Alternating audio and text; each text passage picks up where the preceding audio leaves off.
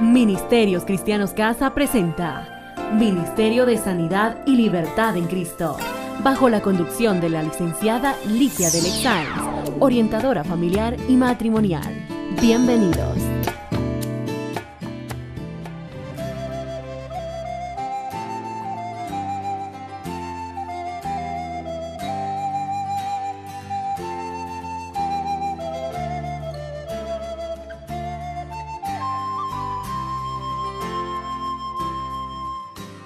¿Qué tal, mis amigos y amigas del Austro? Soy Ligia de Lexáenz, orientadora familiar y matrimonial, quien les da la más cordial bienvenida a una audición más de su programa Ministerio de Sanidad y Libertad en Cristo. Seguimos con la serie El abuso sexual.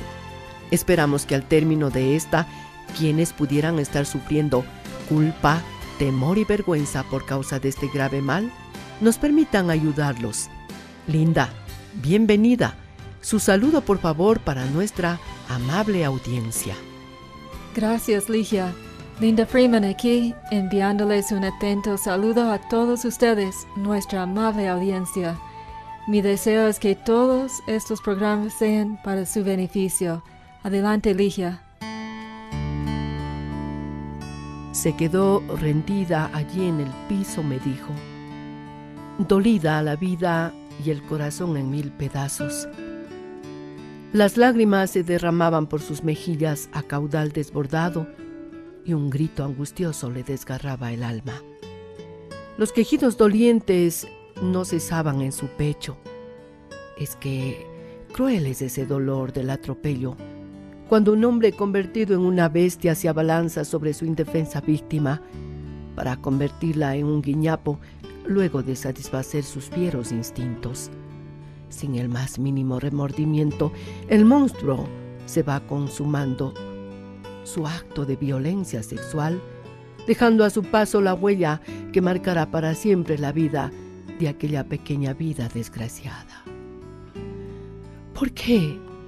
¿Por qué a mí?, se pregunta, y un mudo silencio le responde, haciendo más honda su pena, y con el eco de su silente grito solo halla soledad, vacío, desesperación. Ya nada es igual. Un solo deplorable momento bastó para robar su dignidad, matar su confianza en el ser humano y destruir su pobre ilusión. Sin honor, sin esperanza, una terrible vergüenza le quema el rostro y una culpa sin culpa le remuerde la mente. Si no hubiera, se repite lastimeramente, pero ya no hay remedio. Sí lo hay. Les recuerdo a ustedes, quienes estuvieran sufriendo por este horrible mal, que sí es posible volver a empezar. Ánimo, mis amados. Ánimo, mis amadas. Jesucristo el sanador es quien curará las heridas dejadas por el abuso sexual sufrido en el pasado. Él murió en la cruz por amor al mundo. Dejen que Él sane sus vidas lastimadas. Por supuesto que la decisión está en ustedes. Cristo Jesús está allí a su puerta y los llama. Recuerden que hasta para la muerte, Él es la solución. En casa, a las personas que van por ayuda, les presentamos 2 requisitos indispensables para la solución de sus males. Primero, creer que Jesucristo es Dios de imposibles y que operará su sanidad, su libertad y su anhelada comunión con la familia. Y segundo, obedecerle. No hay otras maneras. Continuemos haciendo el análisis del proceso de la sanidad, Linda. Saber que tenemos a un Dios que comprende todo nuestro dolor es gran consolación. ¿Qué más nos puedes decir? Es una gran consolación. No hay nadie como Jesucristo que comprenda la capacidad y bondad de Dios para ayudarnos. 3 días después del espantoso sufrimiento, Jesucristo, víctima de nuestro pecado, se levantó de entre los muertos para vivir su vida a través de los que decidan confiar en Él. Del terrible abuso de la cruz y de aquella terrible oscuridad salió un bien infinito. Cristo usó su sufrimiento para mostrar que como el Padre lo consoló a Él, así puede consolarnos a nosotros. Esta consolación es para todos aquellos que se rinden a Él. Él puede consolar a todos los que escojan desistir de su lucha con la autoprotección y junto a su Salvador digan: pero no se haga mi voluntad, sino la tuya. Las víctimas que se rinden sumisamente a Cristo, no solo para salvación, sino para cubrir sus necesidades más íntimas de sanidad y libertad en el cambio de todos los días, se encontrarán andando por un camino de paz con Dios. Verán transformada la oscuridad de su condición de víctimas a la primera luz del amanecer de su anhelada libertad y esperanza. Hemos de recordar que el cambio bíblico que se produce a través de la tristeza es buena. Sin embargo, para alguien que ya ha sentido tanto dolor, la rendición al señorío de Jesucristo podría parecer muy peligrosa, pero el riesgo es solo aparente. El proceso en realidad despierta en las víctimas una pasión por la vida. Acabar con las luchas inútiles aumenta su energía.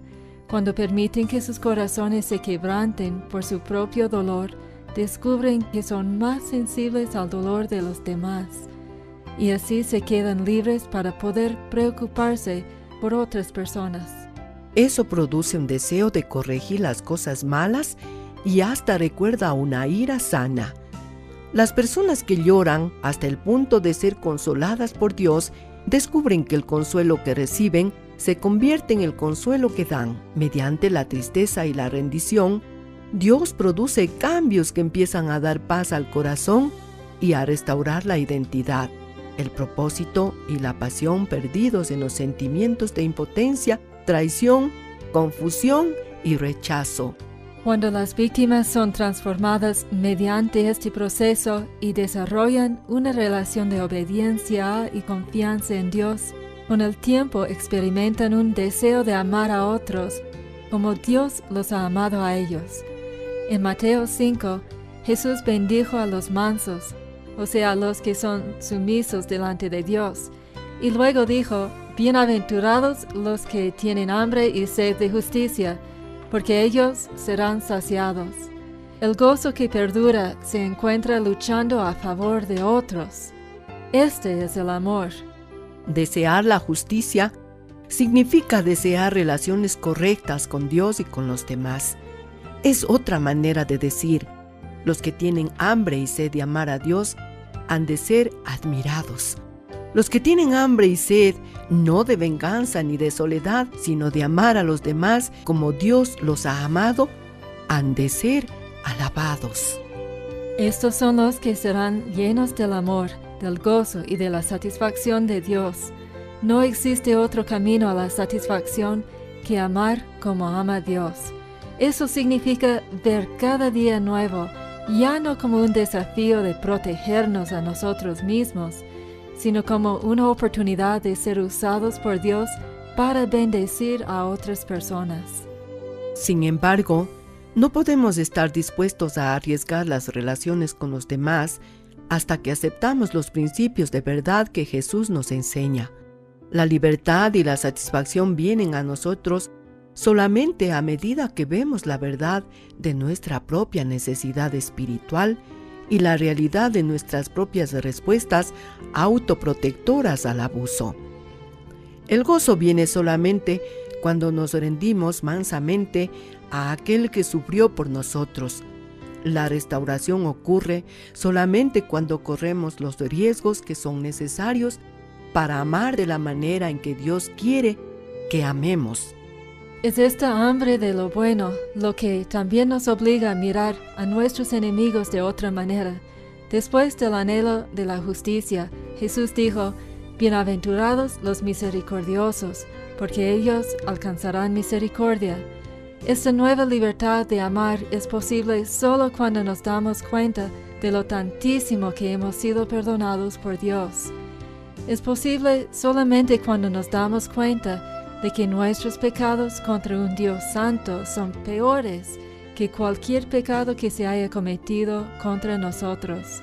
No queremos con esto minimizar esos terribles pecados que se han cometido contra nosotros, sino colocarlos en la perspectiva correcta.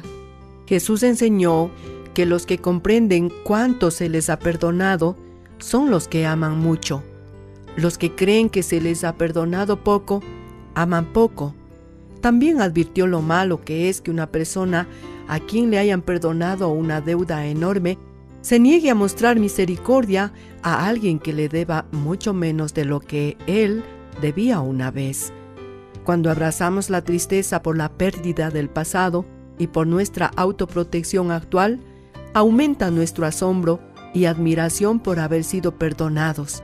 Si hemos sido perdonados y conocemos un poco lo que significa volver a Dios el Padre, entonces vamos a desear que los demás disfruten de la misma excelencia.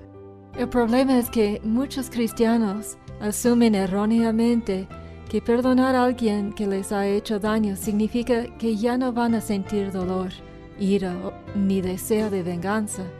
El perdón es necesario en el proceso de cambio, pero muchos entienden mal lo que significa perdonar. El perdón no significa que los recuerdos dolorosos del pasado se borren ni que se ignore el deseo de justicia. Tampoco significa que la víctima no sentirá primero una profunda sensación de ira y dolor por lo que ha sucedido.